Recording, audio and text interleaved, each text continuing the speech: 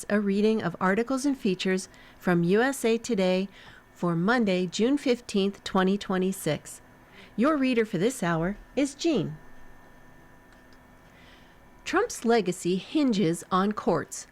Broad executive actions still tied up in lawsuits, by Aisha Bagshi. In President Donald Trump's second term, he has pursued his political objectives with unbridled ambition, but whether those policies will actually be enacted is largely still in question. The legislative branch of the government, dominated by Trump's allies in Congress, has shown little appetite to restrain him, but the judiciary might. From prosecuting his political opponents to dismantling agencies created by Congress to exert control over how Americans vote, Trump could leave a lasting impact on the power of the presidency, or not, if the court systems stop him. Donald Trump has attempted to flood the zone with illegality, said Norm Eisen, a former Obama White House ethics lawyer who co-founded the Democracy Defenders Fund, which is involved in many prominent cases against the administration. Wins for the president on major initiatives, like redefining who is a citizen or firing influential, nonpartisan economic regulators, would represent a stunning break with American constitutionalism, Eisen said. More than 800 lawsuits have been filed to challenge second-term Trump administration executive actions, according to a litigation tracker from Just Security, a law and policy publication of New York University's law school.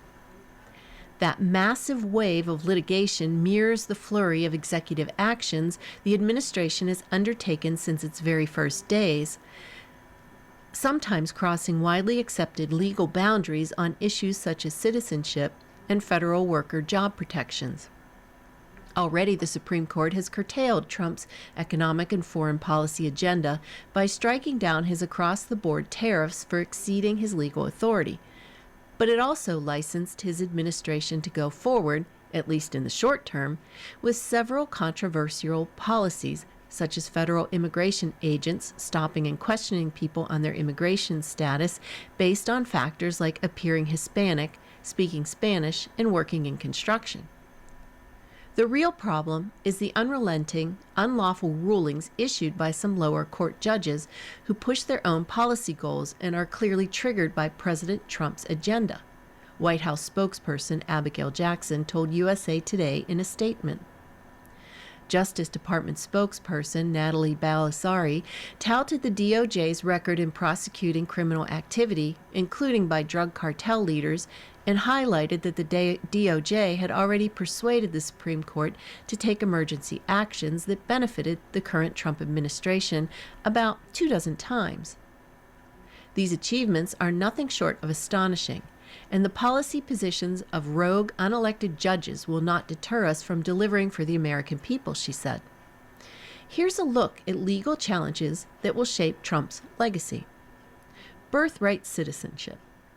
For many decades, presidential administrations and most legal scholars have agreed that the Constitution grants citizenship to nearly all people born in the United States, including children of undocumented immigrants. On his first day back in office, Trump upended that. He issued an order denying automatic citizenship for children born in the United States if their biological parents aren't authorized to be in the country or have only temporary authorization. The administration quickly faced several lawsuits, and the Supreme Court is deciding one of those cases now. By early July, it's expected to rule on whether the Constitution's promise of citizenship to people born in the United States and subject to the jurisdiction thereof include those children. White House Ballroom. Trump had the White House historic East Wing demolished in October to make room for a 90,000 square foot ballroom that will dwarf the main White House itself, paid for with $400 million in private donations.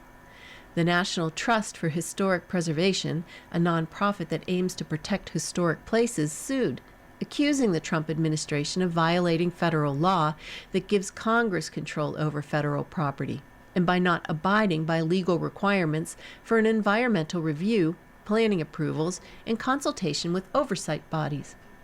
The administration has fought back, arguing that the effort falls under the president's authority to alter or improve the White House, and the construction will advance national security needs by providing a secure venue for large events. A federal judge halted above-ground construction in mid-April while the litigation goes forward, but a federal appeals court in Washington has since allowed construction to continue while it considers the administration's appeal. The Kennedy Center. A board largely appointed by Trump also radically affected the Kennedy Center Performance Hall in Washington, an arts focal point in the Capitol. In December of 2025, the board voted to rename the institution the Trump Kennedy Center. Soon after, the physical name on the building was changed. Then, in 2026, after ticket sales dropped sharply, the board decided to close the center for about 2 years for major renovations. Washington, D.C. federal judge Christopher R. Cooper, an Obama appointee, ordered the board to remove Trump's name from the building by June 12th and halted the shutdown plan, ruling that the board probably overstepped its authority. In the late hours of June 12th, after an appeals court declined to halt Cooper's order, the board asked Cooper for 12 additional hours to take Trump's name down, saying thunderstorms caused delays. Cooper approved that request, and the name came down in the early hours of June 13th. Mail-in voting. Trump also has issued an order that threatens state control over voter lists and interferes with mail-in voting. On March 31st, he directed the U.S. Postal Service to create uniform standards to prevent the service from transmitting mail-in ballots of people who are not approved to vote. Under the order, the service is supposed to provide each state with a list of enrolled voters. The order comes amid claims from Trump that many elections Republicans lose, including the 2020 presidential election, are rigged. Trump repeated that claim as recently as June 7th in an interview on NBC's Meet the Press, adding that he also disputed results in California in which Democrats were gaining on Republican candidates as vote-by-mail ballots, an option disproportionately used by Democrats in that state, were counted in the days after June 2nd primary elections. Several lawsuits are challenging Trump's mail-in voting executive order as unconstitutional, given that the Constitution explicitly gives the states and Congress power over running elections, but not the president. Federal workforce.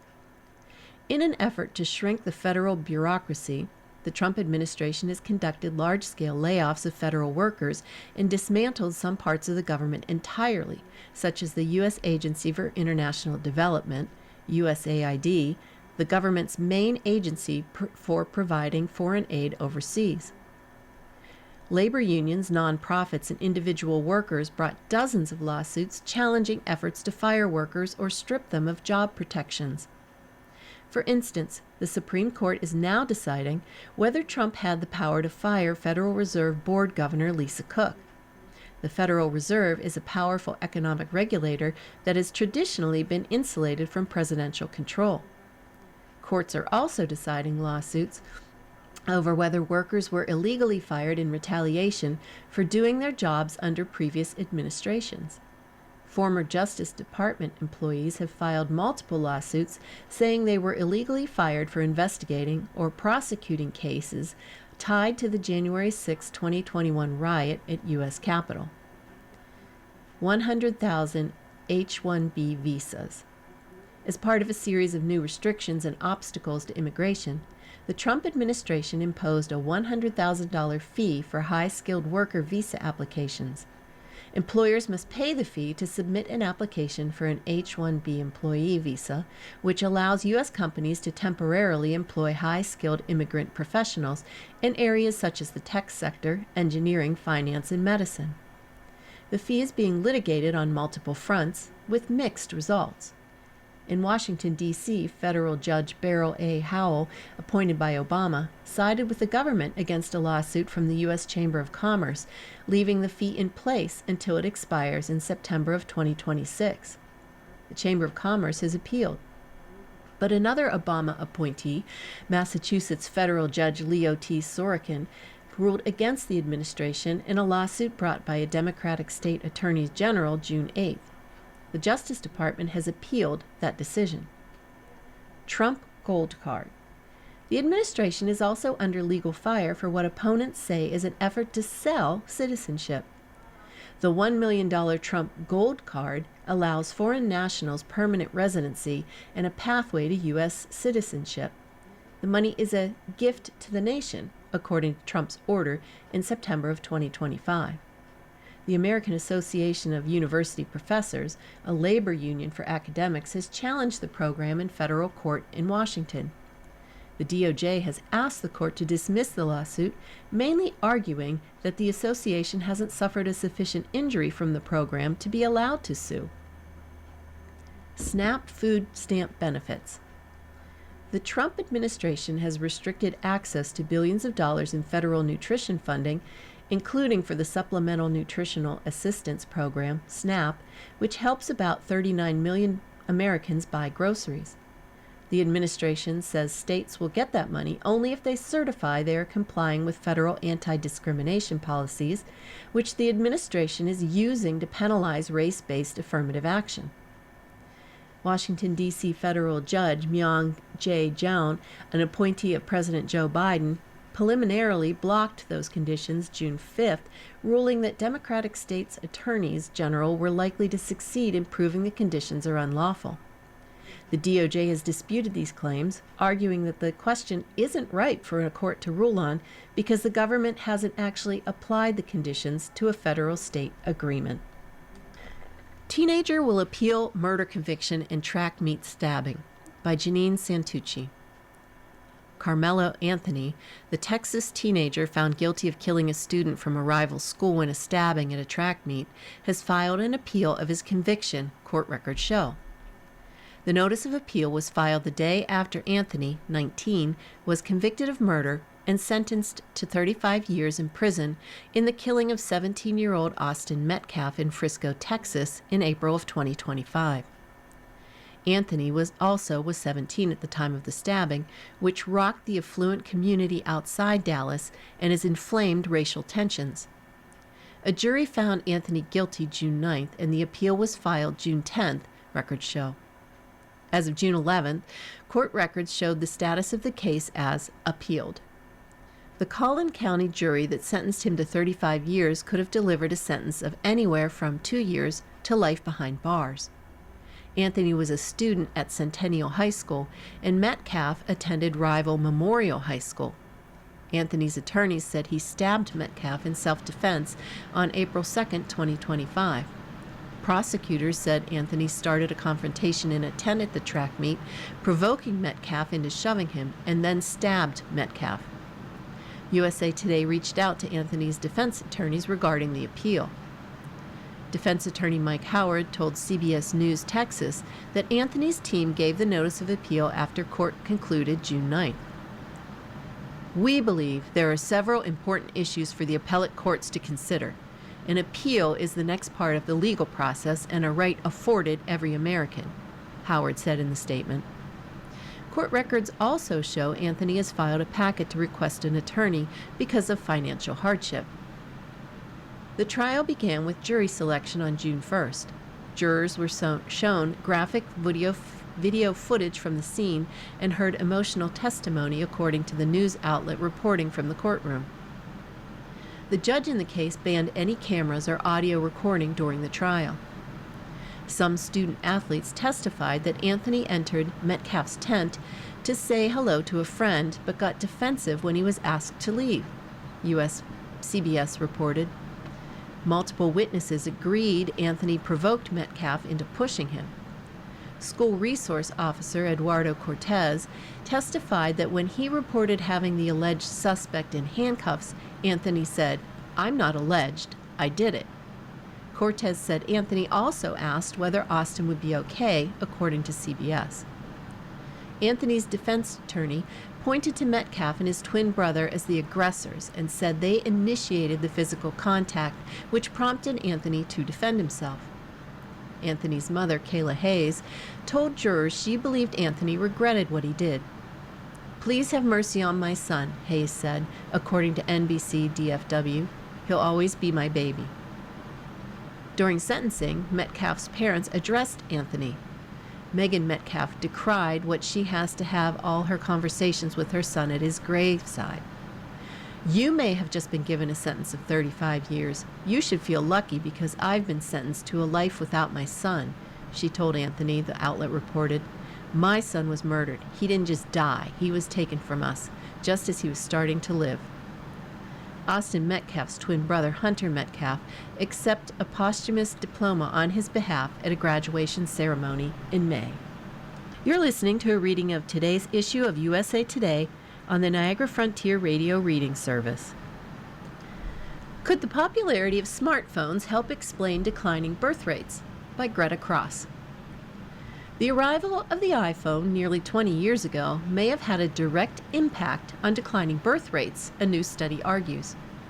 The working study, which was published by the National Bureau of Economic Research but has not undergone peer review, claims the dissemination of cell phones starting in 2007 helps explain a 33% to 52% decline in the U.S. birth rate among women ages 15 to 44.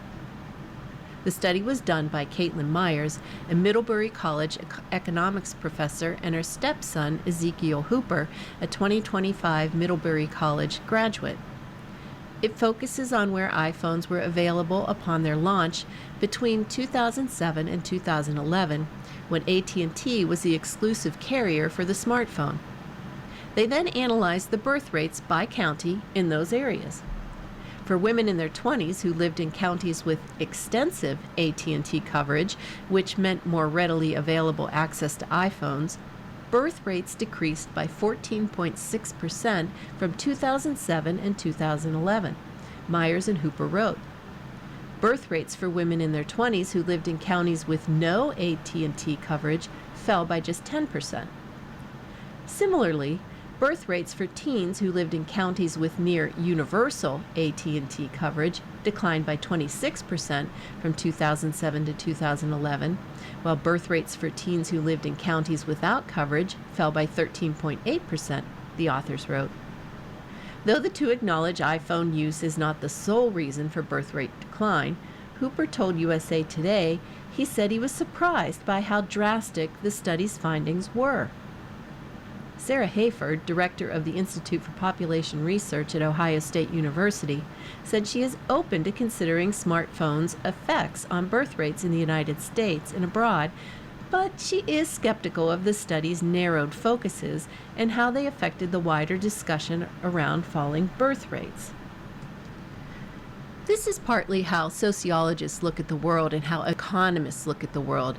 But as a sociologist, I'm not particularly interested in explaining this little blip of a 5-year trend, Hayford told USA Today. I'm sort of more interested in thinking about what are the big picture things driving really long-term changes in family formation and childbearing. Myers and Hooper's publication comes on the heels of two other working studies published in April and June by the Social Science Research Network that suggest smartphones and the digital revolution influenced the decline in global birth rates because the technology affects how people spend time with one another. Both of these studies were written by University of Cincinnati economics professor Hernan Moscoso-Badillo and doctoral candidate Nathan Hudson. The latter of the two studies found that 43% of the U.S. fertility decline since 2007 can be attributed to digital technology becoming cheaper, more accessible, and better quality, Hudson told USA Today. The digital revolution has fundamentally reshaped how humans interact with one another, favoring broad and shallow connections at the expense of the deeper ones, Moscoso, Badillo, and Hudson say in their most recently published study. As digital technology relocates household time, deep relationships erode, partnerships form less often, and partnerships that do form are weaker, and conditional fertility falls. The through line? Smartphones and other digital technologies don't make people want children any less. They're just replacing the in-person time that relationships, which may lead to children, are built on, Hudson said. The three studies all analyze a decrease in teen birth rates, claiming technology is changing how young people interact. Hudson and Moscoso's Vieto's working study, published in April, specifically analyzes how smartphones have influenced teen birth rates. Because more teens are hanging out online, Hudson told USA Today, they are having less unstructured, in-person time. Hudson and Moscoso-Vieto's teen birth rate study specifically cites the American Time Use Survey, which documented a 44% decline in in-person socializing among young people ages 15 to 19 from 2003 to 2019. In their study, Myers and Hooper saw the largest decline, 4.5% to 8% from 2007 to 2011, among girls aged 15 to 19, the study outlines. The implications for why smartphones are causing this teen birth decline we're seeing, we can't necessarily explain the cause of what they're doing on these smartphones and the changes in their behavior. We just know that smartphones are a piece playing a role in it, Hooper told USA Today. But Myers and Hooper do point to factors considered in the study, including the time people spend with friends, sexual behaviors, psychological distress, and a widely spread increase in the search interest in pornography. But generally, teen birth rates have been on the decline in the United States for decades, Hafer pointed out. According to the Centers for Disease Control and Prevention, teen birth rates fell from 78% in 1991 to 2021. These three studies aren't the sole analysis of the influence digital technologies like smartphones have had on relationships, sex, and fertility across the globe. But there appears to be a consensus that's an underlying impact. Taking a look further back, Hayford said the evolution of communication technology had long had an influence on declining birth rates, citing studies in the 1960s and 1970s that suggested the rollout of radio and television, which depicted families with just 2 children, disseminated the idea that smaller families were more desirable. Today, that can be translated into parenting content on social media platforms like TikTok, she said. Falling fertility rates is something that's happening all over the world in all sorts of age groups and in very different contexts, Hayford said. And as we're thinking about explanations for that, we want to think about the big picture and the long term, and I'm not sure that those micro, super-focused studies are the most helpful way to think about the picture changes and trends. Iran questions U.S. commitment to peace, by Mohammed Al-Gabali, Aweli, and Phil Stewart. Iran's top negotiator questioned the United States' commitment to peace efforts after Israel carried out new attacks on Lebanon, dimming prospects of Tehran and Washington signing a framework agreement June 14th on ending their war. President Donald Trump and mediator Pakistan said on June 13th that they expected the deal would be signed over the next day, but Tehran cast doubt over the timing and the hardline protesters in Iran voiced opposition.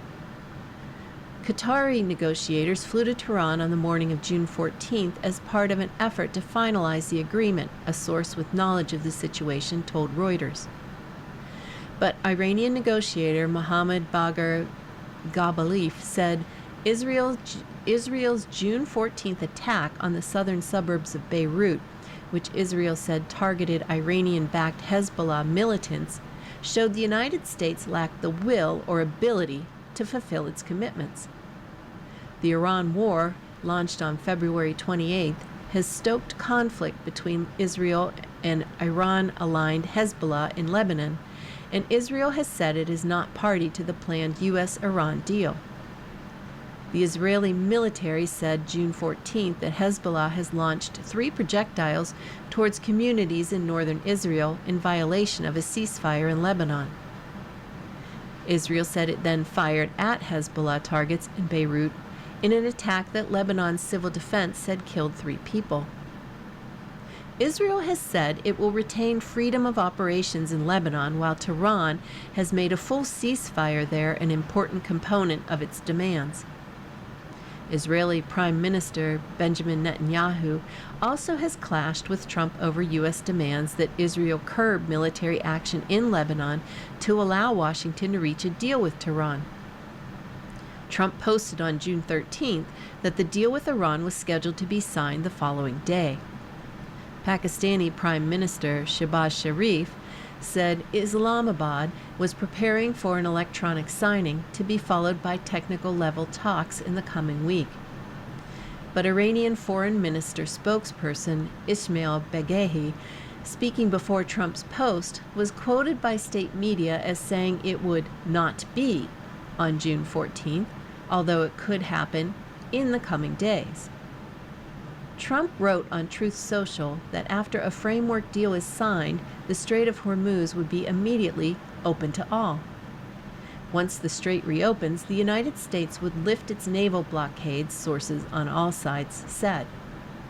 Negotiations over Iran's nuclear program would take place afterward.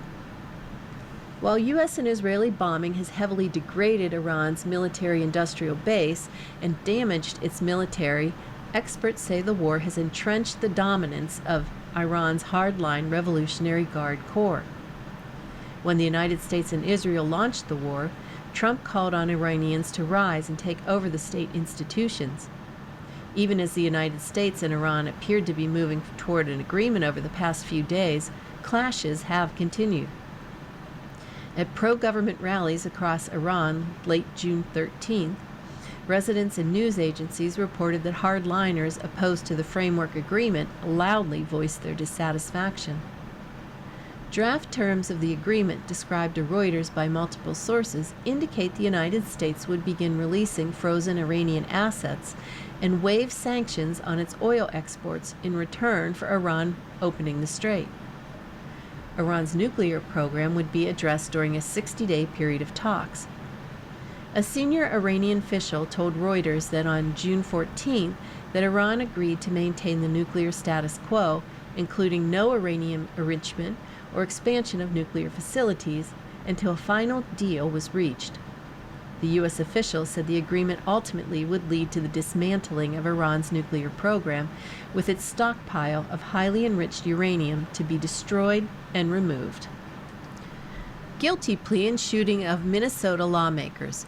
Death penalty avoided in high-profile case by Janine Santucci. The man charged in the assassination of Minnesota lawmaker and her husband and the shooting of another lawmaker and his wife pleaded guilty in federal court on June 11th in a deal to avoid the death penalty. Vance Luther Bolter, 58, was arrested after a manhunt following the June 14, 2025 shooting deaths of Minnesota Representative Melissa Hortman, her husband Mark, and their dog, and the shootings of State Senator John Hoffman and his wife Yvette, who were injured but survived. Bolter was charged with 2 counts of murder through use of a firearm, 2 counts of stalking and firearms offenses for the shootings of the Hortmans and the Hoffmans, and the attempted shooting of the Hoffmans' adult daughter, Hope.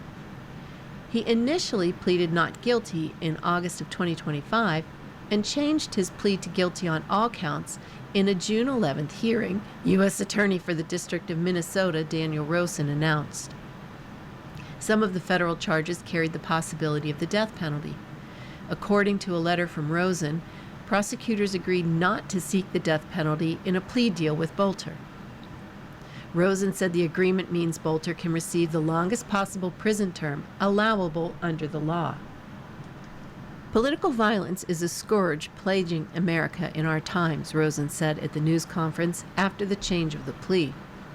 The murders of Speaker of the House Melissa Hortman and Mark Hortman, the shootings of Senator John Hoffman and Yvette Hoffman, and the attempted shooting of Hope Hoffman are among the worst political violence crimes that we have seen. Attorneys for Bolter did not immediately respond to a request for comment.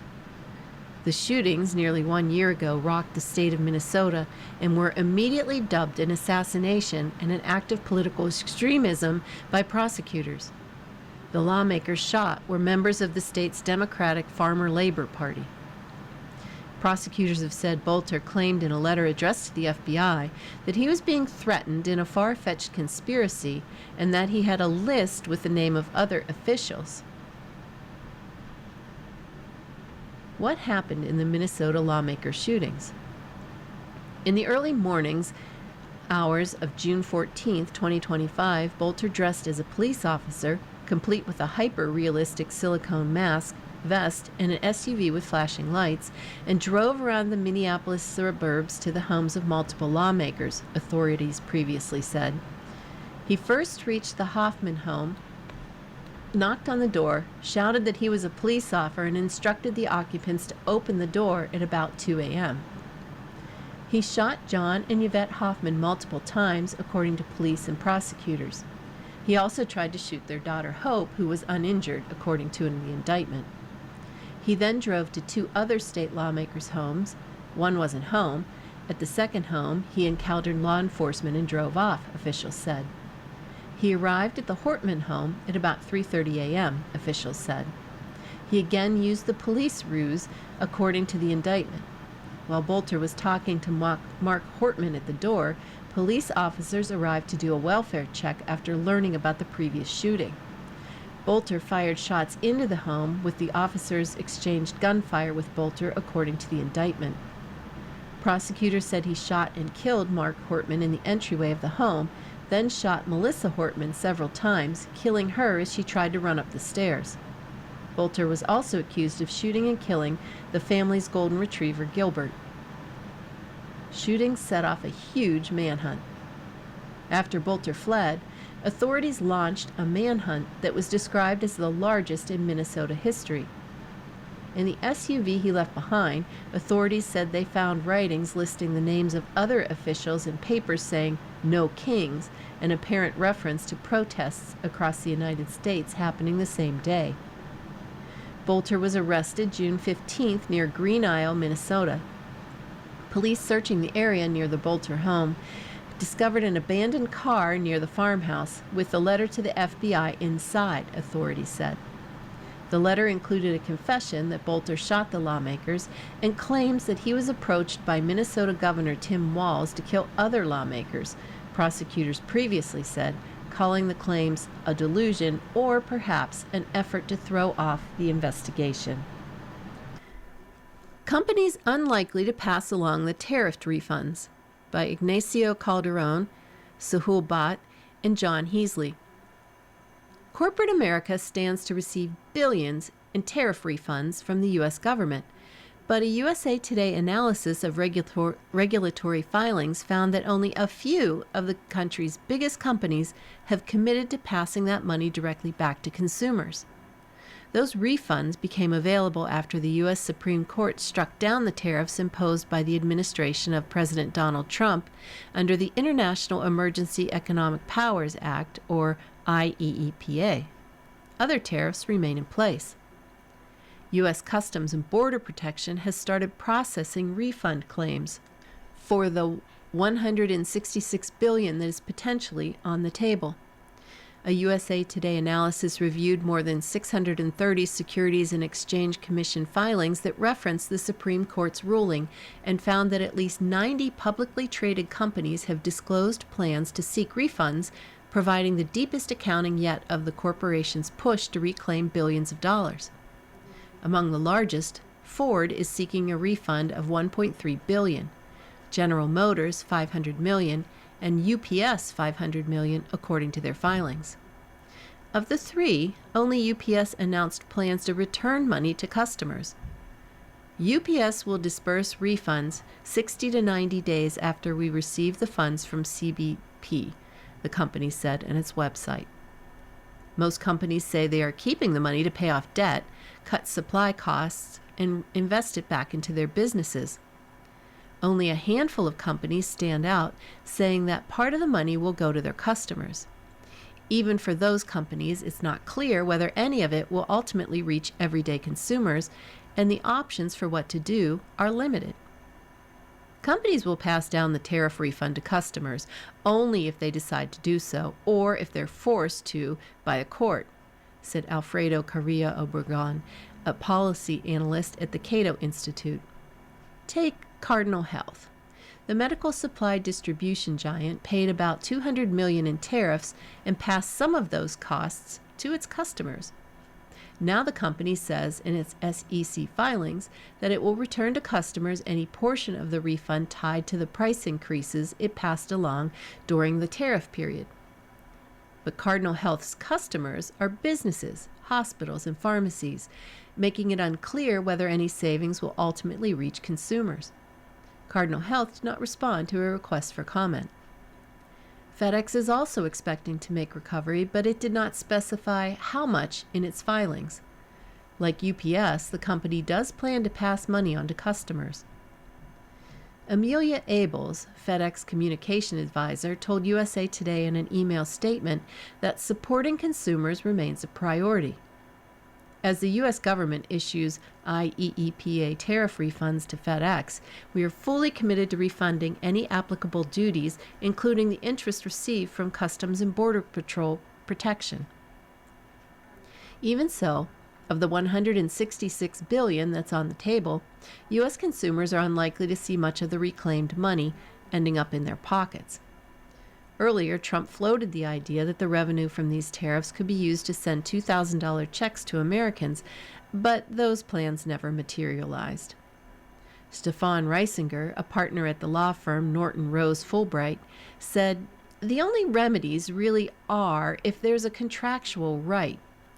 Usually the everyday Joe and Sally consumer doesn't have contractual right against a company they're purchasing from." These tariff refunds are focused on the companies that imported the products into the United States, who are the ones that paid the tariffs to the government. What any importer did with that tariff expense varies dramatically. Some companies may have just eaten the tariff expense. Other companies may have passed it on to their customers, said Ted Murphy, a partner at the law firm Sidley Austin. Because there's not a general right to a refund for consumers, some have started to file claims against the importing companies that raised costs. For example, both Costco and Nike are being sued. Even if companies don't explicitly return the refunds, however, some said they will use them to benefit consumers indirectly. On a May earnings call, Walmart's chief executive vice president and chief financial officer, John David Rainey, said the company would invest the refund in lowering its prices. On the call, Rainey said the refund amounts to less than 0.5% of the company's U.S. annual sales. CNBC estimated that to be around $2.42 billion. Similarly, the Home Depot said its filings that it may have begun receiving refunds, although the company has not disclosed the total amount of tariff paid or expected recovery. Sarah McDonald, spokesperson for the company, told USA Today in a statement that the company's goal is to maintain the best value for customers. In May, we started to receive non-material amounts of refunds and could receive more this quarter. Those refunds will be used to offset costs from incremental tariffs and other cost pressures, McDonald said. Still, the impact on consumers is clear. An April Federal Reserve study on the effects of tariffs on consumer prices showed that sweeping tariffs kept prices elevated for core goods, which include cars, furniture, and other products, and excludes the volatile prices of food and energy. The push by major companies to reclaim tariff payments comes despite a warning from Trump. When Trump appeared on CNBC's Squawk Box in April, he was told that Apple had initially held off on applying for a refund. Trump responded that it was brilliant if companies chose not to apply. Actually, if they don't do that, they've got to know me very well. I'm very honored by what you just said, Trump told CNBC. If they don't do that, I'll remember them. But that has not stopped the largest U.S. companies from pursuing what they are owed. CBP launched a tariff refund portal on April 20th, rolling out refunds in phases.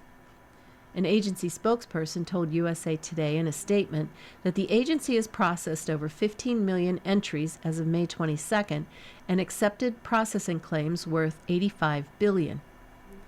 Apple, for its part, said in its May filings that it is seeking refunds but has not disclosed the amount of refund it expects to recover.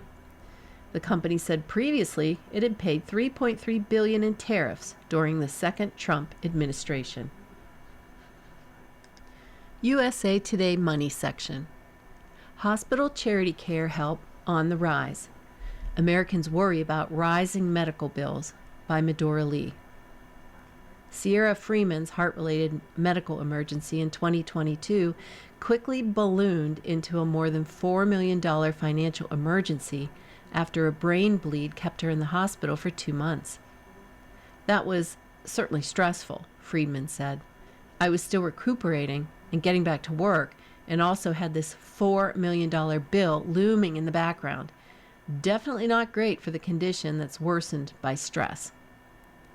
Then her mom found Dollar4, a free nonprofit that helps patients navigate and apply for hospital charity care programs.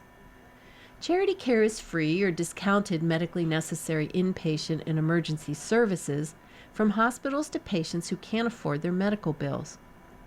Patients usually must meet specific household income and financial hardship criteria. Freeman said she applied twice for financial aid from Stanford Health Care, the hospital where she was flown to receive specialized medical care, but was denied. We both thought it was a scam initially, Freeman said of Dollar4, but I figured that the worst that could happen with Dollar4 is that they applied on my behalf and I got denied a third time. The other options I was finding online were things like creating a GoFundMe or declaring bankruptcy, so it was one of my better options. I had gotten nowhere with Stanford, but the second Dollar4 came in. They were like, okay, now we're listening. Freeman's health insurance company ended up covering the bulk of her bills, but Dollar4 managed to get charity care that cut her portion down by hundreds of thousands of dollars to tens of thousands of dollars. Hers is one of 50,000 financial assistance applications Dollar4 has submitted to save Americans more than $151 million in medical debt. Medical debt is the number one reason people file for bankruptcy, but they don't have to, said Jared Walker, Dollar4's founder. They're filing bankruptcy or getting on payment plans for bills they don't have to pay. How does charity care work? Charity care is free or discounted health care for patients who meet the organization's eligibility criteria for financial assistance and can't pay for all or a portion of services, according to the IRS. Hospitals decide their own eligibility criteria and whether they will provide it to both uninsured and insured patients, nonprofit healthcare researcher KFF said. Federal law requires nonprofit hospitals, which account for nearly 3/5, 58% of community hospitals, to provide some level of charity care to receive tax-exempt status, and many state governments require all or a subset of hospitals to extend eligibility for charity care to certain groups of patients, KFF said. To receive charity care, patients usually must apply at the hospital where they received care. Each hospital has its own rules, how to apply, who's eligible, and how much charity care is provided, analysts said. Hospitals typically consider the patient's income, the number of people in the household, and the bill's age when it decides who qualifies. Still, patients often don't apply because they don't know about it, Walker said. The law only says a hospital has to have a financial assistance policy that has to be widely publicized and available. So they put up a poster in the ER and it's widely publicized. They put it on a page in their website and it's widely available, Walker said. But it's really a best-kept secret. How can patients access charity care? Informed patients can ask hospitals for financial assistance, but even if you're lucky enough to learn about the hospital's charity care, most will find the process difficult, even down to submitting the application, Walker said. Hospitals will still want you to fax or mail in applications, Walker said. Since Dollar4 focuses on finding Americans relief from medical bills, it has built databases of most hospitals nationwide with all their policies and requirements and knows how to negotiate medical debt, Walker said. Our process is easier than any hospital in the nation, he said. If you know what your household income and size and what hospital you were in, you can know within seconds if you're eligible for charity care. If you are, Dollar4 will submit the paperwork and hopefully wipe out those medical bills. They don't pay your bills. They get the hospital to forgive them. And their services are entirely free, Triage Cancer said on its website. Triage Cancer, a national nonprofit providing free education on the legal and practical issues that may impact cancer patients and their caregivers, is one of the many partners that sends patients to $4 for help. The first thing people should do if they get a giant bill when they go home is to think of charity care, Walker said. Why care about a bill you don't have to pay? You can almost always negotiate medical bills. We even have scripts and resources on $4 to help. The line everyone needs to remember is, what is the settlement amount? There's always a number that the hospitals will take in one lump sum that day to close out the account, he said. Just that you can consistently get you 30% to 40% off your bill, Walker said. You're listening to a reading of today's issue of USA Today on Niagara Frontier Radio Reading Service. Poll: Most Americans Fear AI-Driven Job Losses, by James Powell and Rachel Barber. More than half of Americans, 53%, fear artificial intelligence could cost them or someone in their household a job, a new Reuters Ipsos poll finds. The findings come as companies ramp up AI investments while trimming their workforces, fueling concern across demographics. Anxiety about job losses was consistent across age, gender, and educational levels, though Democrats were more likely than Republicans to express concern. The 6-day poll of 4,531 U.S. adults nationwide followed a wave of AI-related job cuts by major companies. Software firm Intuit told its staff in May that it would lay off 17% of its global workforce to streamline productions and sharpen focus on its key bets, including AI. A Challenger, Gray, and Christmas report in April found that U.S. employers announced 60,620 layoffs in March, and AI adoption was the primary reason behind a quarter of the cuts. Last year, Klarna CEO Sebastian Siemiatkowski told CNBC the Swedish fintech company reduced its workforce by 40%. Ford CEO Jim Farley said AI will replace literally half of all the white-collar workers in the U.S. Jennifer Shalhoub, 62, a freelance writer in Little Ferry, New Jersey, told Reuters she recently lost her job writing letters to government officials to advocate for specific policies, a loss she suspects the rise of AI had a role in. AI is taking over because people care less and less about the quality of the work that gets produced, Shalhoub said. AI faces cultural backlash. Artificial intelligence technology has faced backlash.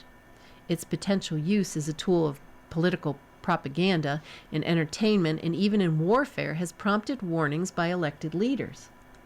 Even Pope Leo XIV.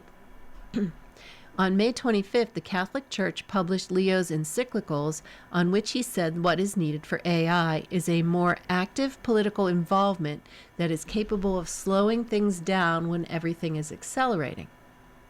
University of Arizona students booed Eric Schmidt last month at their graduation ceremony when the former Google CEO discussed AI's influence. The backlash comes as the young job seekers are having a hard time getting entry-level jobs. A Cengage Group survey found 76% of employers reported hiring for fewer or the same number of entry-level roles in 2025, up from 69% in 2024. A Federal Reserve Bank of New York study found that 42% of recent college graduates are underemployed, the highest level since 2020, meaning they are working jobs that don't typically require a college degree. Though AI is not the only factor in tightening hiring, Peter Watkins, Senior Director of University Programs at CFA Institute, told USA Today the technology is playing a role. If firms are looking to make resource reductions, AI starts to become a solution for that, whereas in another economic climate, they'd probably be using it more in terms of innovation and growth, Watkins said. Social Security trust fund is in distress. Beneficiaries face a pay cut if Congress doesn't act, by Medora Lee. The trust fund that supplements incoming payroll taxes to pay monthly Social Security benefits is projected to be depleted in the last 3 months of 2032, which would force an immediate across-the-board 22% benefits cut, the latest Board of Trustees report said. For the past 16 years, the cost of Social Security's retirement program has exceeded the amount it receives from taxes collected from paychecks, forcing it to dip into its trust fund reserves to cover the shortfall. Last year, the trust fund was forecast to run out in 2033. Then, in August, that date was moved up to the end of 2032 because of the tax provisions in the One Big Beautiful Bill Act that passed almost a year ago. If Congress doesn't act and allows the trust fund to empty, the program will pay out only what the government collects in taxes. On average, beneficiaries would lose about $500 a month, the Nonprofit Committee for a Responsible Budget estimates. This should be a wake-up call.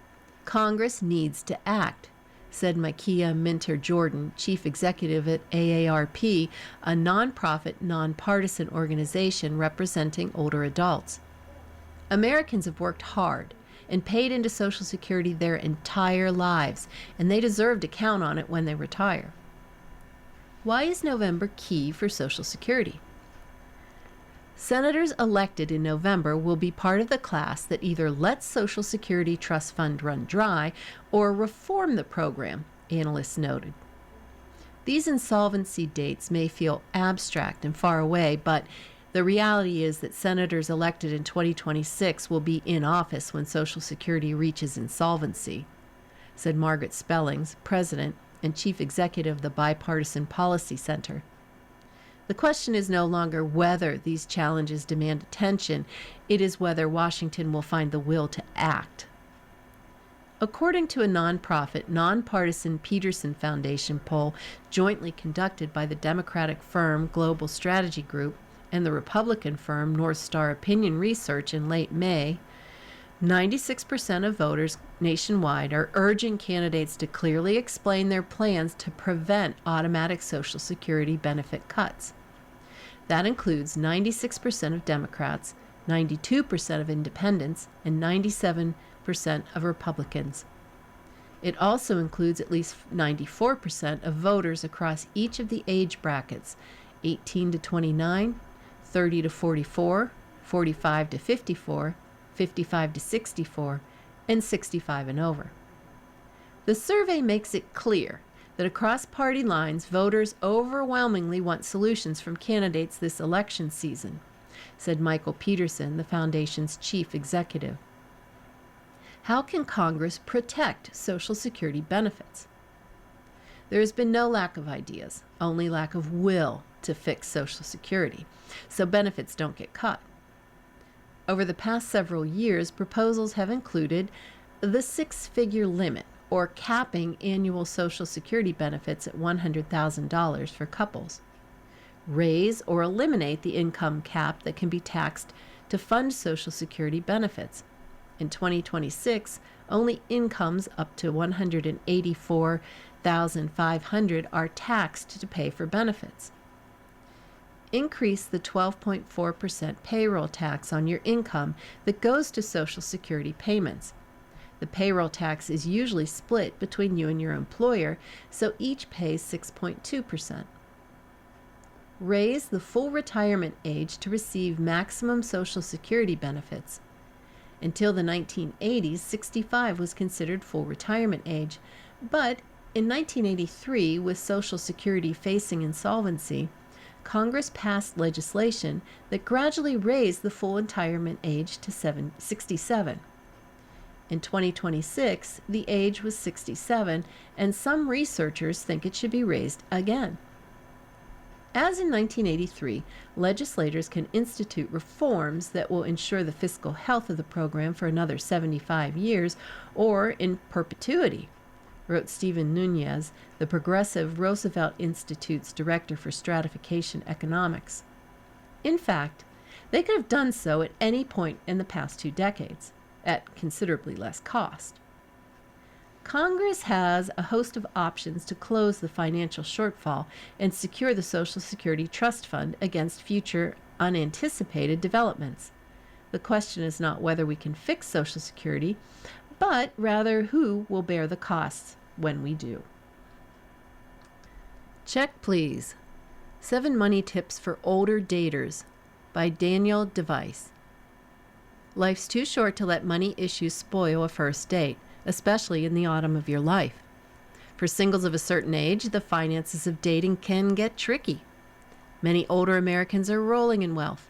Others are hemorrhaging money from divorce, supporting adult children, or overextension on mortgage debt.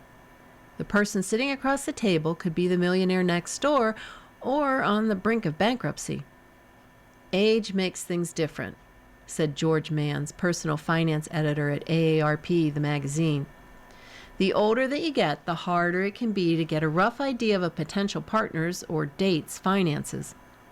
Older daters face a unique set of challenges, AARP reports in a new article, When Romance Meets Finance, published in its June-July issue. Don't let money ruin your date. Older Americans should be savvy about finance when they're dating, AARP says, but don't assume every potential dating partner is out to get you. Avoid the impulse to label someone as cheap or profligate after 1 or 2 dates, AARP advises. Instead, take some time to learn what they have gone through in their financial life. It's not like everybody in the world is going after your money, Manns said. They may be on the dating site because they're looking for love. You're listening to a reading of articles and features from USA Today on Niagara Frontier Radio Reading Service. We'll return for more readings after this short break. Your reader for this hour has been Jean. Thank you for listening.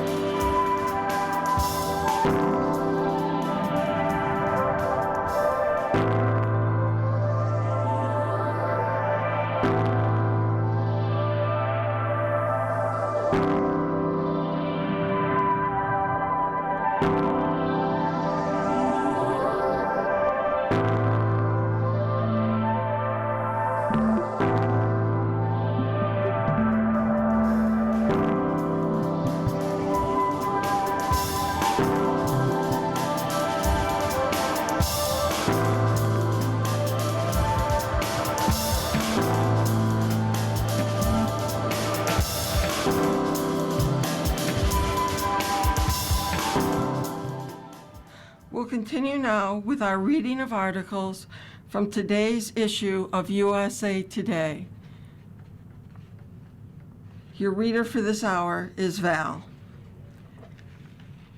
Knickerbockers, Knickerbonkers. The Knicks cement themselves as the comeback kings by Lorenzo Reyes.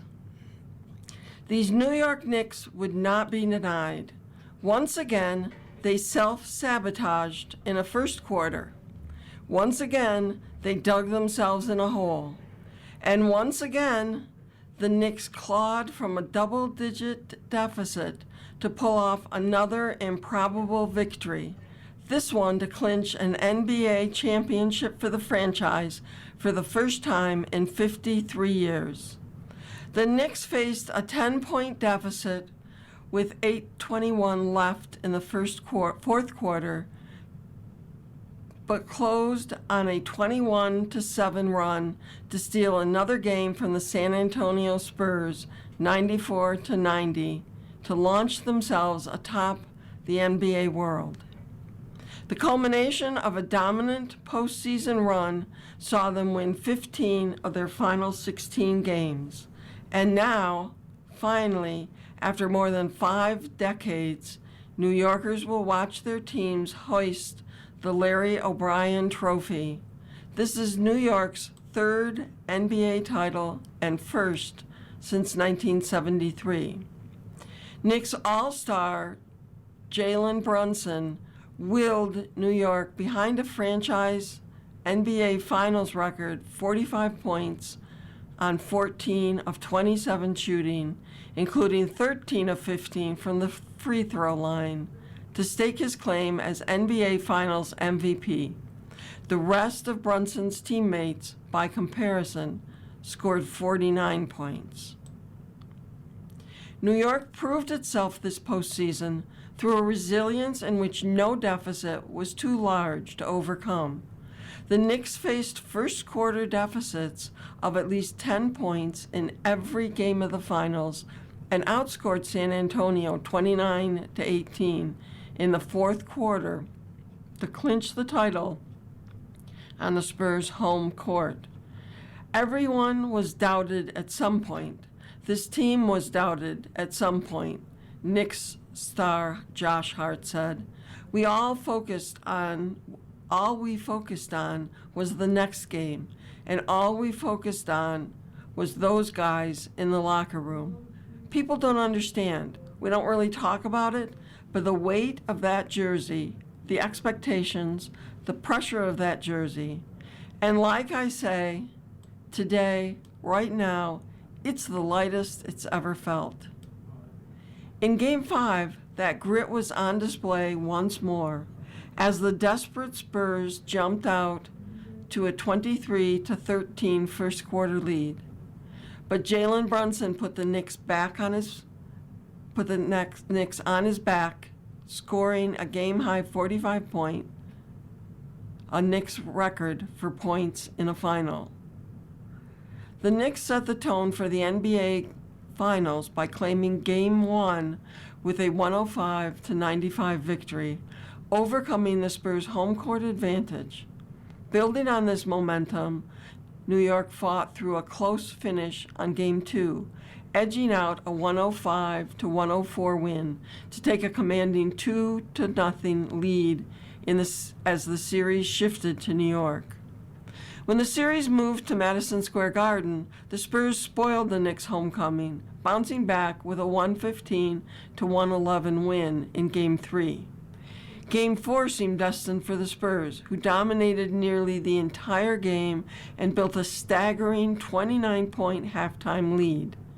Yet the Knicks orchestrated what will undoubtedly be remembered as the greatest comeback in NBA playoff history, mounting an extraordinary second-half rally sealed with OG Anunoby's iconic tip-in with 1.2 seconds left to play to shock the Spurs and seize a 107-106 victory, which sent the series back to San Antonio.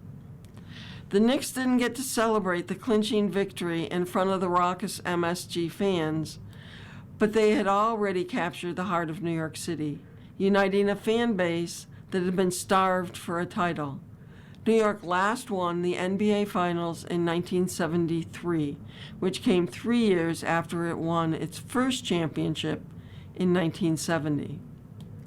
This comes as Knicks coach Mike Brown wins his first NBA championship as a head coach, establishing him as a franchise icon. Brown empowered his players to find their roles and deftly adapted to adjustments opposing teams had made. During the first round, the Knicks found themselves in a 2-1 hole against the Atlanta Hawks, who smothered New York with their defensive length and athleticism. Brown, however, tweaked New York's offense to run more through Karl Anthony Towns, who at times played like a point center, distributing the ball to his teammates. The Knicks won the final 3 games of that series and then proceeded to sweep the Philadelphia 76ers and Cleveland Cavaliers. When New York stole the first 2 games of the finals in San Antonio, long-suffering Knicks fans began to anticipate a title. And even after the Spurs won Game 3 at MSG to snap New York's 13-game playoff winning streak, chants of Knicks in 4 quickly shifted to Knicks in 5. But following a dismal half in Game 4, it looked like the tide had completely turned until the team responded with a record-breaking comeback. That victory, which will be remembered by every New York fan who witnessed it, launched jubilant reactions across Madison Square Garden and New York City, setting the stage for this Game 5 victory and a celebration that began in the Lone Star State before a one-of-the-kind party in the Big Apple. Takeaways from Game 5. Jalen Brunson etches his name among the game's greatest. Brunson scored nearly half, 47.9%, of New York points in the NBA final clinching game. He tied Michael Jordan for the most finals in history in a championship clincher. The 29-year-old is a 3-time All-Star, a 3-time All-NBA selection, and now has a championship and NBA Finals Most Valuable Player award to his name.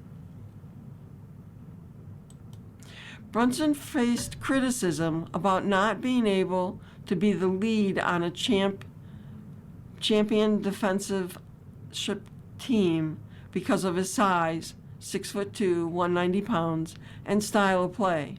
Not only did he shatter those narratives, the Knicks have established themselves as a power behind Brunson and his team-friendly contact, all of which will only make it more likely for the Knicks to firmly remain as title contenders for years to come. I've said it, and I hope you guys will listen to me, but he's a top 3 MVP candidate, Knicks coach Mike Brown told reporters after the game. Everybody kind of mentions his name in passing. They don't do it seriously enough. People say he's too small. People say he's a 1B or a 2B or whatever. He's a freaking 1A. He's an MVP candidate.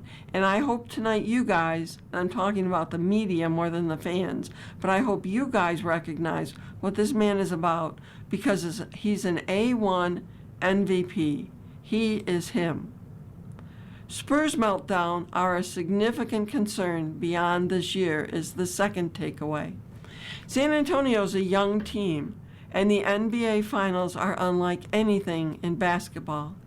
Some nerves are expected, but San Antonio's inability to close games out proved to be its fatal flaw. The Spurs held a double-digit lead at some point in each of the 4 quarters this series. Inside 2 minutes of play in each game, they either held a lead at some point or were at least tied. San Antonio lost the finals in 5 games. The issue throughout the series was offense. As the Knicks ramped up their intensity late in the games, the Spurs simply could not find ways to generate any semblance of consistent offense. For the second consecutive game, the Spurs held a double-digit lead midway through the fourth quarter, but utterly melted down on offense. San Antonio scored just 7 points in the game's final 8.21 minutes and went just 3 of 17, or 17.6%, over that stretch. Victor Wembanyama is a special player, but he struggled down the stretch when New York clamped down to create his own shots. More of the blame should fall to guards De'Aaron Fox and Stephon Castle, who couldn't penetrate past New York's defense and create opportunities for their teammates. Our domination stints are absolute, Wembanyama said after the game. We absolutely dominated for most of the series, but our errors, our mistakes, are punished so hard that we can't have ups and downs like this. So much, you know. The ups are okay. The downs are the reason we lost. This can be a learning experience, and the Spurs should grow from this. But Coach Mitch Johnson will also need to take this experience to figure out ways to slow things down when the avalanche runs come from opposing teams. Johnson will also need to find ways to scheme easier offense. Third point, it's remarkable the Knicks won the series in spite of their slow starts. The Knicks lost every first quarter in the finals. And it's not just that they started in early holes. What had stood out was how poor and inefficient they were in first periods. Saturday night, New York missed its first 5 shot attempts and converted just 4 of 22 field goals, 18.2%, in the first quarter. The Knicks committed 6 turnovers, which led to 7 San Antonio points, and they missed all 8 of their attempts inside the paint. Granted, Victor Wembanyama lurked on the paint and altered many of those looks, but slow starts aren't an aberration for the Knicks. They were practically guarantees. New York's combined point differential across the first periods in the NBA Finals was minus 57. In each of the last 3 games, New York ended the first in a double-digit deficit. New York, frankly, was extremely fortunate. The young Spurs are still learning the effort and intensity it takes to close teams out, because first quarters like this probably should have been disqualifying for a championship. Next point. It's pretty clear Mitch Johnson needed to play Dylan Harper over De'Aaron Fox. Sometimes players just have bad series. Knicks forward Michael Bridges was abysmal in the first round before he erupted in the conference semis and conference finals. Spurs point guard De'Aaron Fox was having tough finals. One game after a critical mental mistake in the final sections of Game 4 helped the Knicks complete their record 29-point comeback. Fox once again struggled on Saturday. He scored just 7 points on 3 of 15 shooting. And while Fox did dish out 5 assists and help settle the offense with his ball handling, the reality is that rookie Dylan Harper was outplaying him. It was not particularly close. Harper was particularly dynamic in the third quarter, scoring 10 points on 4 of 7 shooting in that period. The outburst came as the Spurs tried to build a bit of a cushion on New York headed into the fourth quarter. Though it wasn't enough, he was the player who led the charge in getting to the rim. What makes Harper particularly dangerous is how relentless and unafraid he is to attack the paint and get to the rim. The Spurs, at times this series, have settled for too many jumpers, 3-pointers in particular. Harper, who finished with a team-high 25 points on 10 out of 19 shooting, neutralizes that. San Antonio will have to make a decision on Fox, who signed a 4-year max extension worth $228.6 million that keeps him locked in with the franchise through the 2030 season. That's a ton of money invested in a player who more or less disappeared, especially late in games.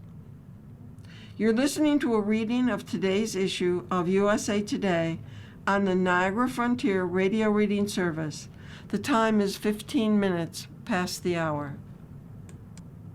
The next article is titled The Great American Melting Pot Legacy. USMNT reminds us what really makes our nation so great. Give the 14th Amendment an assist for the U.S. men's national soccer team's barn burner of a win in its World Cup opener. Without it, Folarin Balogun would not be wearing a USMNT uniform. Balogun's performance, he had 2 banger goals in the first half of the USMNT's 4-1 win over Paraguay in their World Cup opener on June 12th, is a reminder that the 14th Amendment, better known as birthright citizenship, helps make this country exceptional. It is something to be celebrated, not curtailed. Balogun was born in New York. His mother had been visiting family there and was too far along in her pregnancy to return to London when she'd planned. Although he grew up in London, he chose to represent the USMNT over England and Nigeria, where his parents were originally from.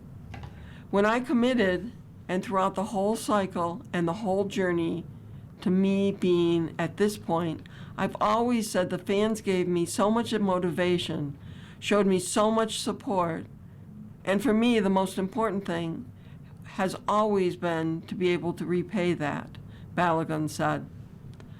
So I feel like today's a great opportunity, and as I said, I just want to continue to show the fans I made the right decision, he added, and I'm completely proud, and I want to continue to make the fans proud as well.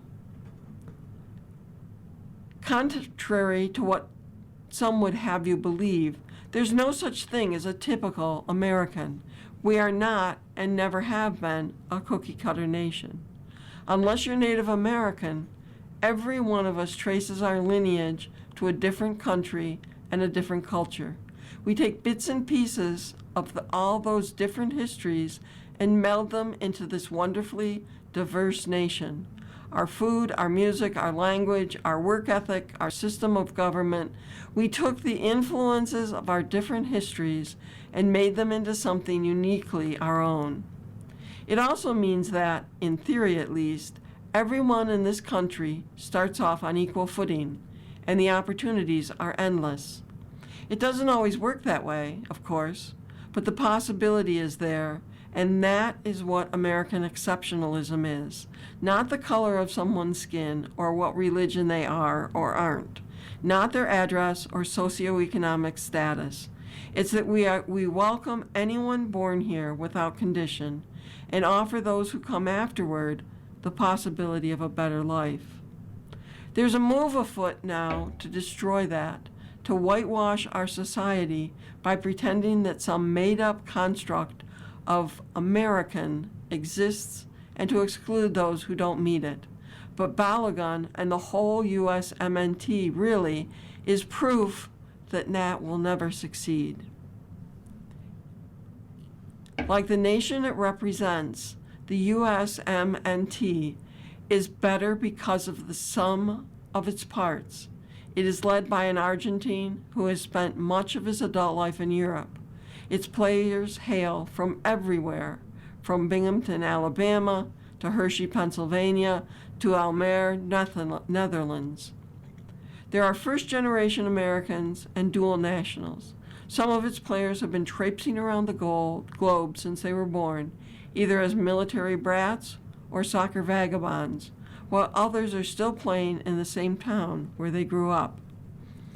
But all of them wear the USA on their chests. Whether they were born in this country or chose it as their own, they are, in the eyes of the Constitution, and in everything we have ever been told about this great country of ours, equally American. That's a lot of people. There are a lot of people here that maybe have never come out to support us, but hopefully today, with this performance, they can connect with us, Weston McKinney said. There's something we want to be relatable, and they can see the joy that we have when we play. That was written by USA Today sports columnist Nancy Armour.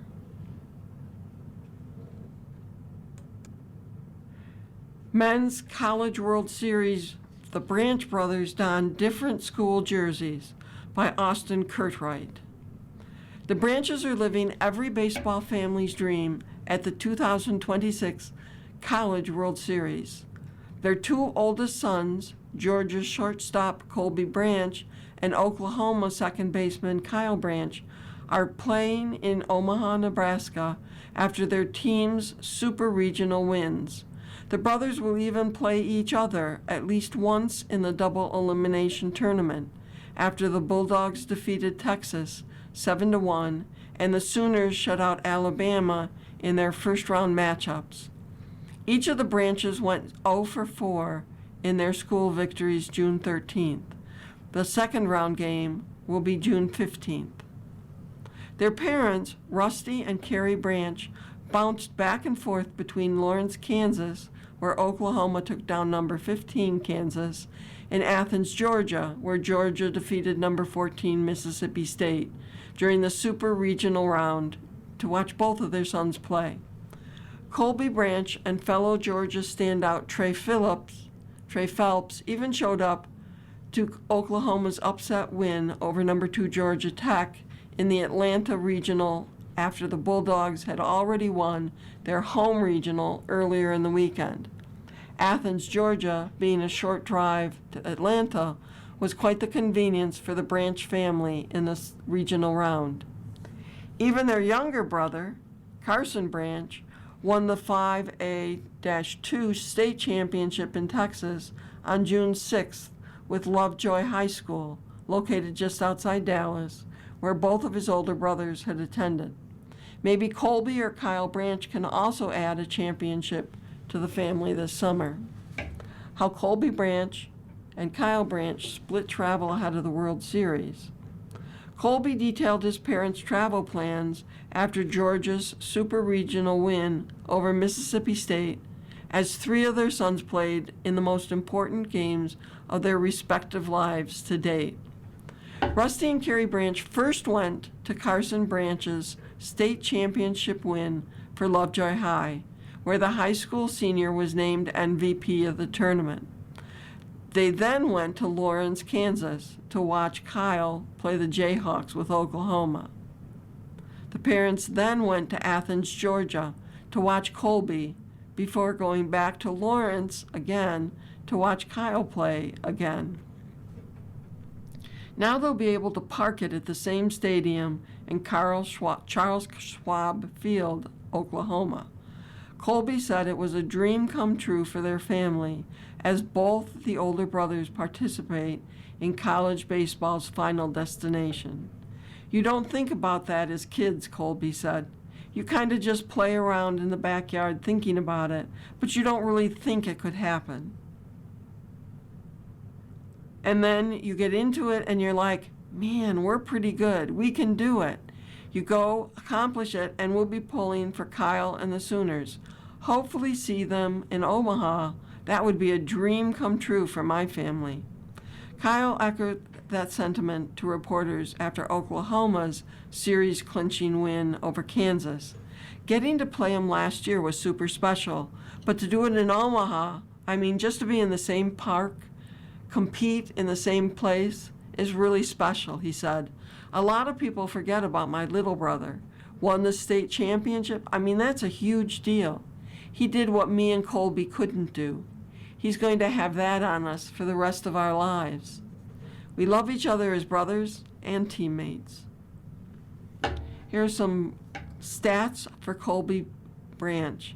He spent his first season at Baylor before transferring to Georgia, where he's been a 3-year starter. The 5'11" senior had 243 career starts across his 2 schools, including 188 with the Bulldogs heading into the College World Series. He's been a mainstay for transfer-heavy Georgia lineup the last few seasons. Here's a look at his year-by-year college stats. In 2003 with Baylor, 0.325 batting average with 6 home runs and 4 RBIs in 212 at-bats, along with 7 steals and 39 walks. In 2024 at Georgia, he had a .267 batting average with 17 home runs and 58 RBIs in 225 at-bats, along with 2 steals and 31 walks. In 2025, still at Georgia, 300 batting average with 13 home runs and 41 RBIs in 230 at-bats, along with 6 steals and 33 walks. In 2026 with Georgia, a .286 batting average with 19 home runs and 58 RBIs at bat, along with 4 steals and 37 walks. Kyle's stats. Kyle has already started 109 career games at Oklahoma in 2 seasons with the program. The All-SEC freshman team pick in 2025 started 50 games last season. In 2025, he had a .280 batting average with 2 home runs and 29 RBIs in 182 at-bats, along with 14 steals and 16 walks. And in 2026 at Oklahoma, a .225 batting average with 3 home runs and 21 RBIs in 169 at-bats, along with 4 steals and 25 walks. Jack Cooney and Carter Braun wrote an article called "Surprise Starter Propels Australia to Upset Win." Australia's head coach, Tony Popovich, revealed a surprise at goalkeeper just before the Socceroos World Cup opening match, June 13th against Turkey in Vancouver. Patrick Beach, 22, was handed the start over Matthew Ryan, who has had 3 World Cups under his belt. Beach rewarded his coach's confidence, to say the least. From an early save on a direct shot to 2 blocked free kicks, Beach made save after superb save. He had 8 saves total, each more acrobatic than the last, as Australia stunned Turkey 2-0. "This is a dream come true," Beach said. "This is a beautiful moment to play for your country on the world stage." Beach, who plays for Melbourne City of the Australia A-League, had just 2 caps, national team appearances, before the game, one being the Socceroos' most recent match, a 1-1 draw against Switzerland. Australia, playing in its 6th consecutive World Cup, faces the United States in Seattle on June 19th. The teams are now tied atop Group D with 3 points. On Saturday, Turkey's attack began early, but Beach stayed poised. In the 55th minute, Turkey's Arda Güler took a free kick, and Beach got down low to his right for the save, his 4th of the evening. As the game went on, the Turkish attack kept coming. The Socceroos looked content to park the bus, and the Aussie goalkeeper gave them the support they needed. Another youngster, 20-year-old Nestori Erankunda, scored the Socceroos' first goal in the 27th minute. Showing off his elite speed, he blitzed between Turkish defenders to net his first ever World Cup goal, igniting the passionate Aussie crowd. Connor Metcalf added Australia's second goal at the 75th minute. Amid an impressive showing from the Australian youth movement, no youngster impressed more than Beach. "I always get nervous going into a match. I think it's a good thing," Beach said. "It's part of the job." He was regarded as the Australian goalkeeper of the future. But after Saturday's outstanding performance, Beach may just be the goalkeeper of the present. You are listening to a reading of today's issue of USA Today on the Niagara Frontier Radio Reading Service. The time is 30 minutes past the hour. Moving to the Life section, Melissa Ruggieri wrote, "What a rush. Drummer revitalizes rockers." The care Rush put into its 50-something tour was evident from the moment the lights dropped and a slick video depicting a haunted retirement home blanketed the screen surrounding the stage.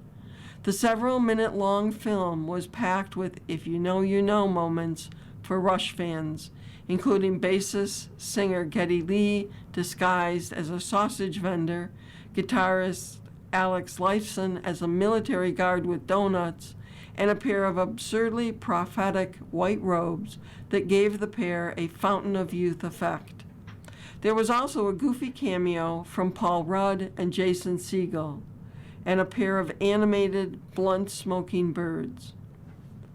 As the screen rose to reveal Lee and Lifeson standing in cascades of dry ice, and the first notes of 1977's Xanadu emanated from the stage, grown men in the audience nearly wept at the sight of their heroes and the sound of a song that has never before opened a Rush concert.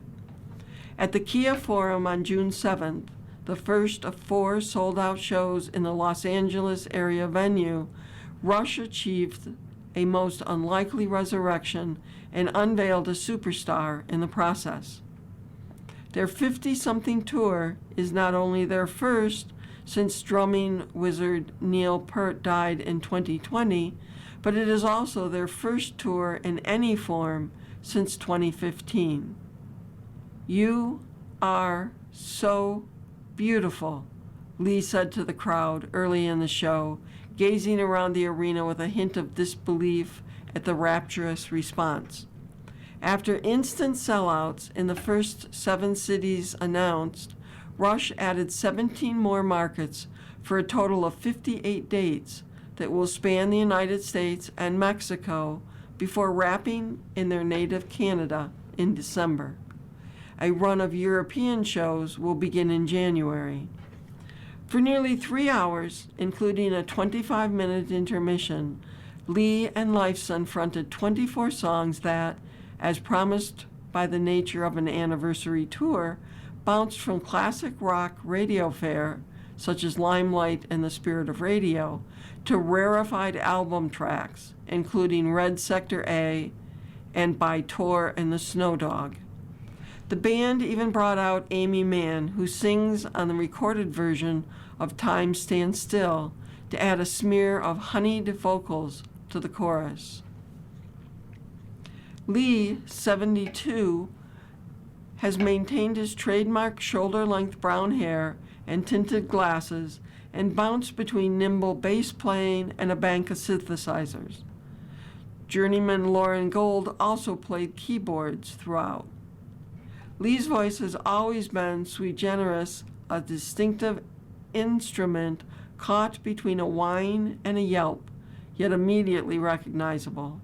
He landed the high notes with a varying degree of success throughout the show, hitting the mark on Free Will, but sounding strained during The Spirit of Radio. Meanwhile, Lifeson, he of droll wit and also 72, tossed out razor-sharp riffs on Free Will and circular guitar notes on The Spirit of Radio with undiminished flexibility. But let us pause a moment to recognize the greatness joining Rush's founding fathers, the absurdly talented Annika Nilles. It is an unenviable challenge to replace one of the most respected and beloved drummers in rock history. But if fire could be packaged, it would be Nilles. From her first cymbal crash, the German powerhouse, 43, received a roar of approval from discerning fans. Not only did Rush find a drummer worthy of succeeding Peart so that the band could perform live again, but they chose a musician who was a phenomenon on her playground of percussion. Peart's unusual but iconic drum fills and tempo changes are perhaps the most complicated in the rock and roll canon.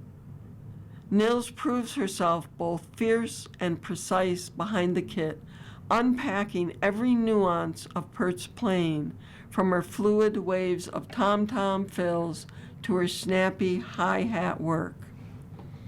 The maestro was recognized several times during the show, including a video homage through the melodic bravado, with vintage footage of Peart playing on the screen behind Nils and again after the infrequently played Natural Science.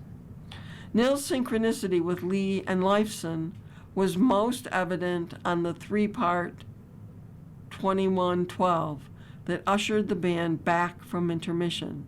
It was a blistering masterclass in musicianship that must be respected regardless of your feeling about Rush's winding prog rock. But this crowd, predominantly middle-aged and male, had nothing but unmitigated adoration for Rush's music and appreciation for the opportunity to experience it live again. Strangers slapped hands and bonded in their bliss, whether during the guitar solo in Red Barchetta or while mutually expressing awe at Nils' extraordinary playing. For these fans, having Rush back on stage is like every holiday rolled into one. The throwback elements of Rush's show, the zigzagging colored lasers, the bursts of pyro that momentarily stunned with their booms, the gratification of watching musicians so focused in their music that running around the stage is not an option, reminded of a simpler era of concert going. That said, Rush, especially with Nils anchoring their sound, is nowhere near ready for that retirement home.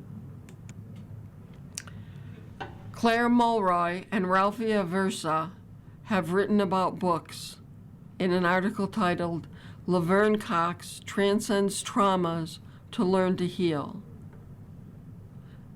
For award-winning actress Laverne Cox, writing a memoir was much darker than a walk down memory lane.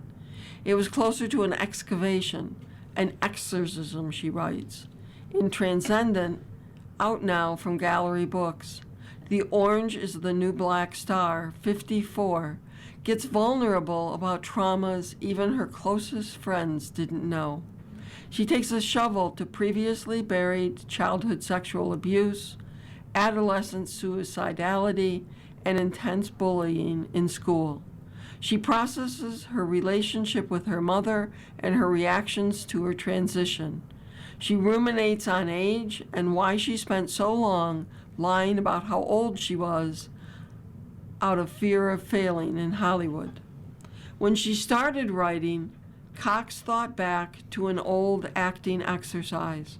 Her teacher told her to tell the room something she didn't want them to know about herself.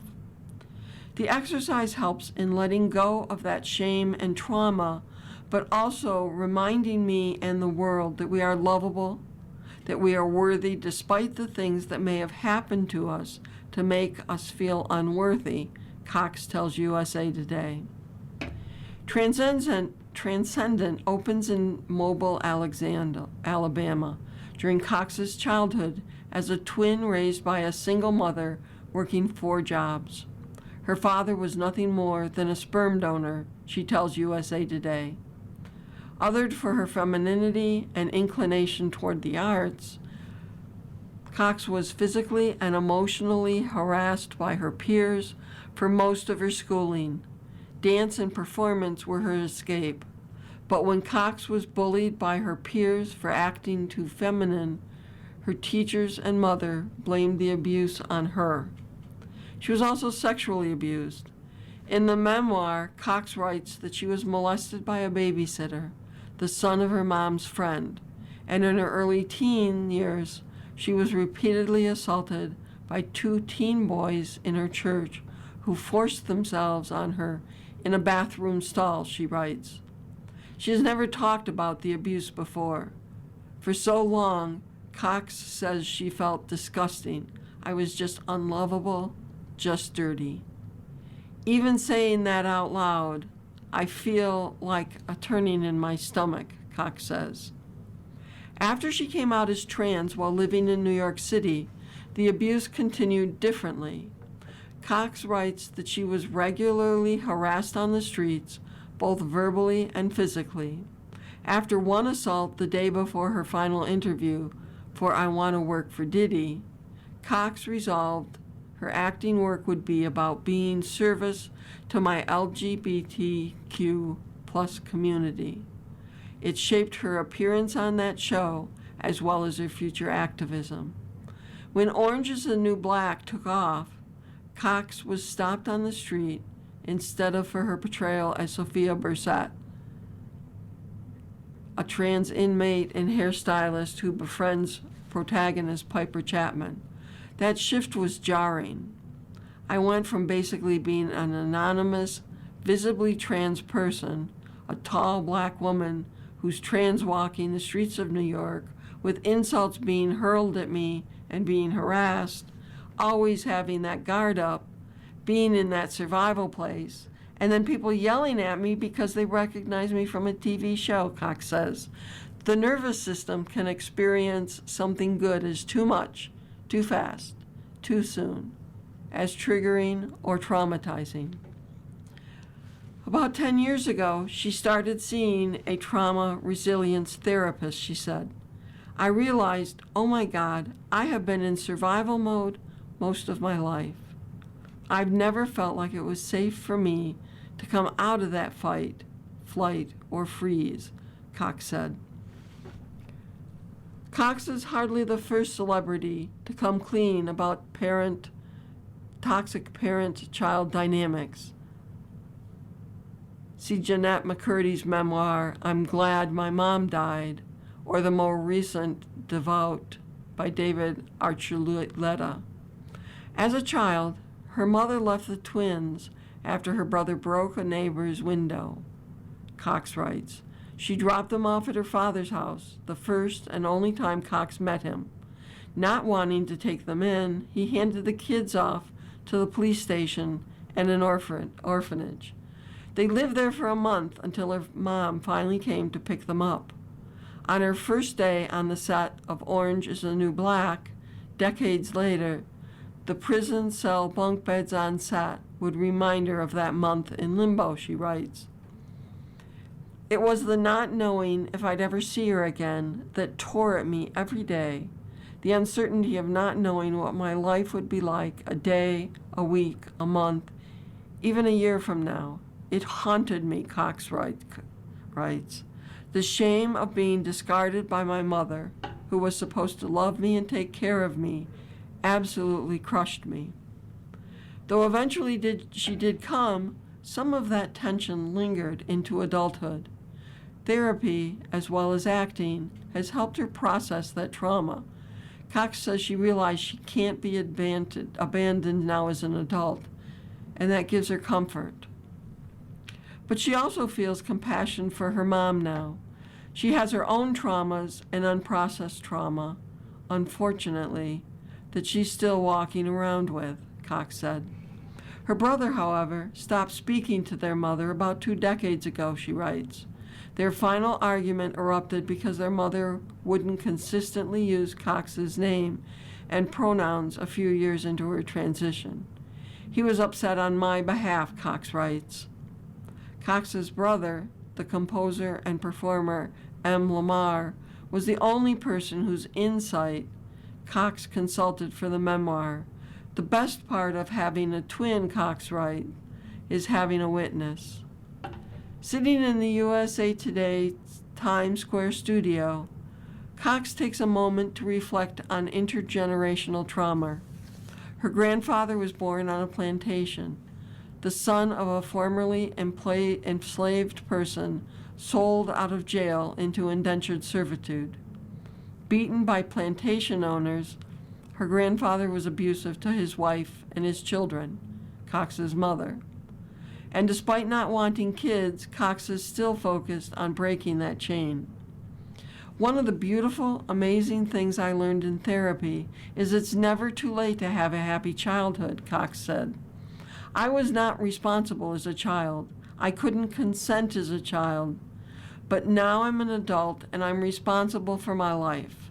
I'm responsible for how I respond to my childhood and the things that happen to me. And I'm responsible for my healing. If you are a survivor of sexual assault, RAINN offers support through the National Sexual Abuse Hotline at 800-656-HOPE or online.rainn.org. You are listening to a reading of today's issue of USA Today on the Niagara Frontier Radio Reading Service. The time is 46 minutes past the hour. Melissa Ruggieri wrote, "Stars honor the artists behind the songs."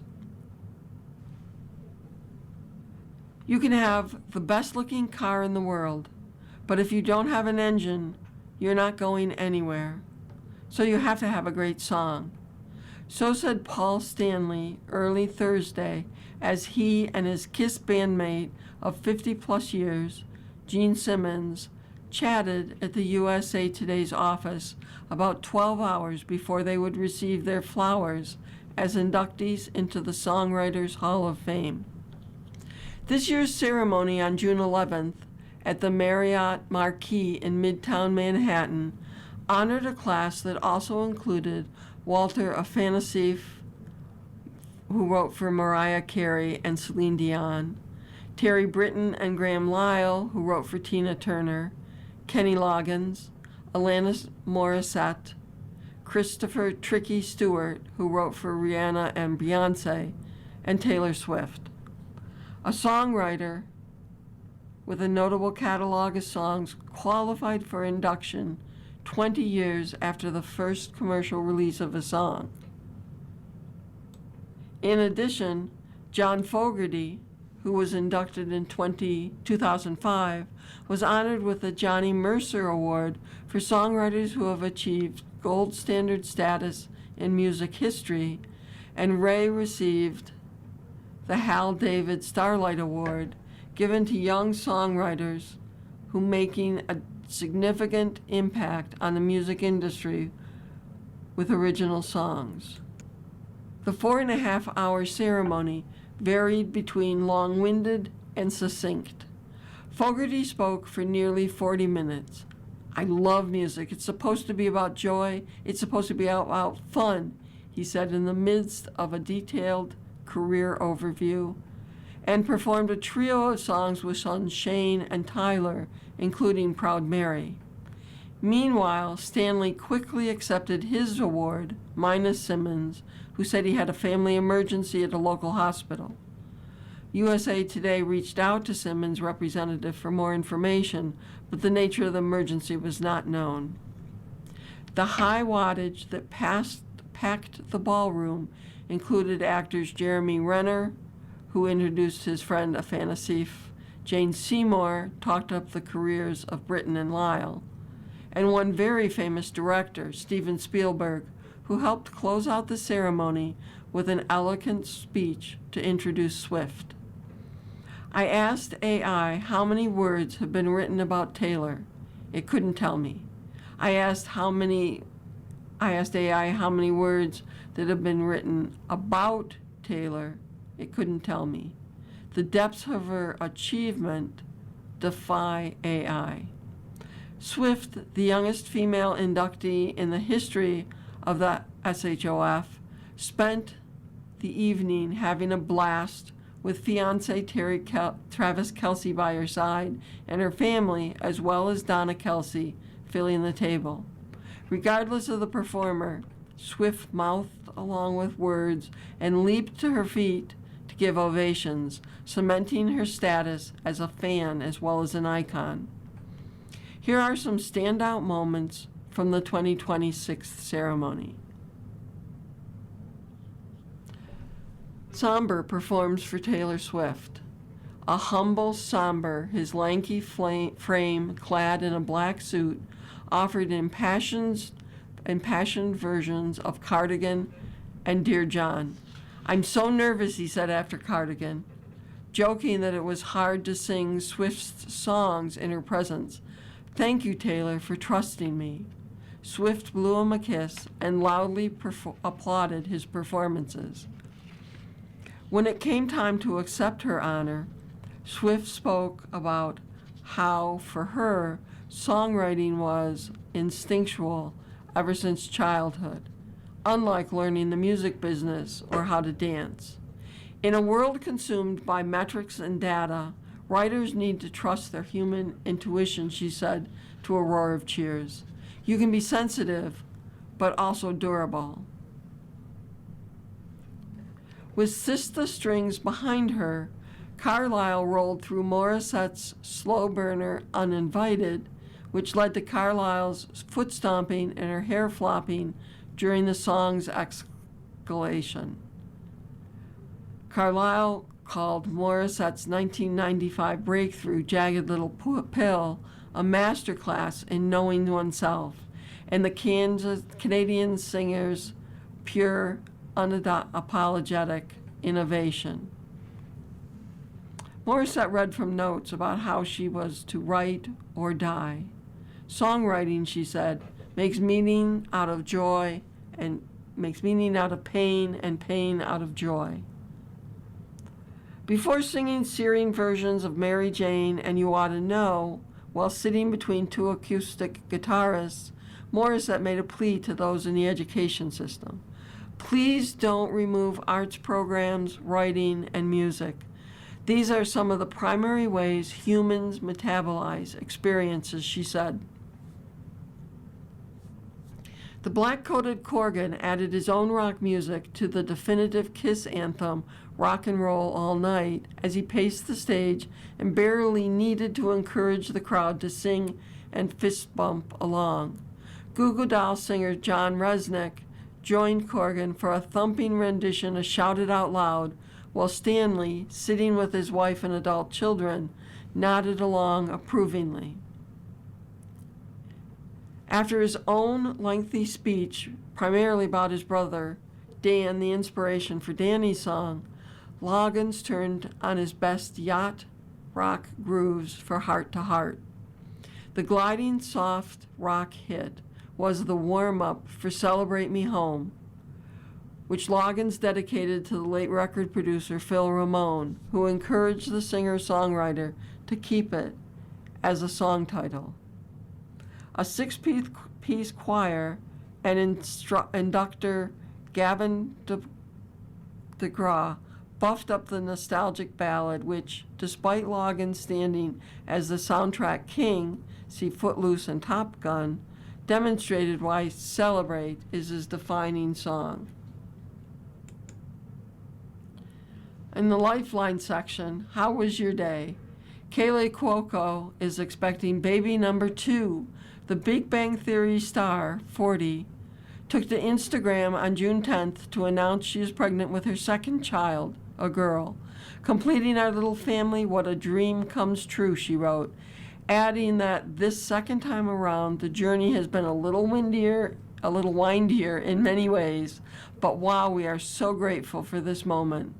Cuoco and fiancé Tim Pelphrey welcomed their first child, daughter Matilda, in 2023. In her Instagram post, the actress shared a carousel of photos showing her baby bump and ultrasound, and she called Pelphrey a girl dad for life. It's your birthday. Who's celebrating birthdays today? Actor Eileen Atkins turns 92. Activist businessman Ward Connolly is 87. Singer Russell Hitchcock from Air Supply is 77. TV host choreographer Denny Terrio is 76. Singer Steve Walsh from Kansas is 75. Actor Jim Belushi is 72. Actor model Julie Haggerty is 71. Actor Eileen Davidson is 67. Actor Helen Hunt is 63. Actor Courtney Cox is 62. Actor Liam Remini is 56. And actor Neil Patrick Harris is 53.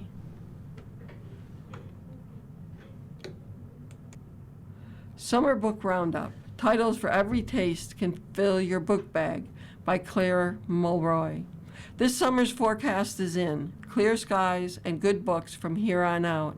As you pack those travel bags, don't forget a captivating new read with your sunscreen and snacks. And USA Today has ideas for your warm weather reading novels, whether you're craving a thrilling narrative nonfiction or swooning summer romance. Whistler by Ann Patchett is out now. In her latest, 53-year-old Daphne has a chance run-in with her former stepfather, who was in her life only a brief, impactful year when she was 9. She hasn't seen him since a fateful event that changed both of their lives, and she has no plans to let him go again. Puck by Samantha, now out. In this Midsummer Night Dream-inspired novel, a non-binary reality dating TV show producer brings their talent for orchestrating plot twists into their personal life. During a week of wedding festivities, can Puck meddle and interfere with two couples they believe are totally wrong for each other? Sublimation by Isabel J. Kim is out now. In the vein of Severance, this thriller imagines a world where immigration creates duplicate bodies called instances, where one copy lives in a new country and one remains in the old. Though many opt to stay in touch with their other self, some, such as So Young Rose, want to move on. But when she returns to Korea for a funeral, she realizes her instance has plans to steal her body and her life. Land by Maggie Farrell is out now. This historical novel from the author of Hamnet follows a man and his son as they attempt to map the entirety of Ireland in 1865, just after the Great Hunger. But after an unsettling encounter, Thomas' life and work will never be the same. You've been listening to a reading of the USA Today for June 15th, 2026. We read USA Today at noon. For more information, call us at 821-5555. Your reader has been Val. Coming up next in the Niagara Frontier Radio Reading Service, we have 1929 by Andrew Ross Sorkin. It's episode number 16. At 3 o'clock is Smithsonian, and at 4 o'clock, a re-airing of the Buffalo News. Stay with us for these readings and more. You're listening to the Niagara Frontier Radio Reading Service. We broadcast daily readings of printed matter to those who are blind or have a print disability throughout Buffalo, Western New York, and Southern Ontario's Niagara Peninsula. Almost 40 years and more than 300,000 hours of radio readings to those without sight. Our broadcast signal is provided at no charge by WNED. Niagara Frontier Radio Reading Service broadcast studios are at 1199 Harlem Road in Cheektowaga. Please let others know about your Niagara Frontier Radio Reading Service.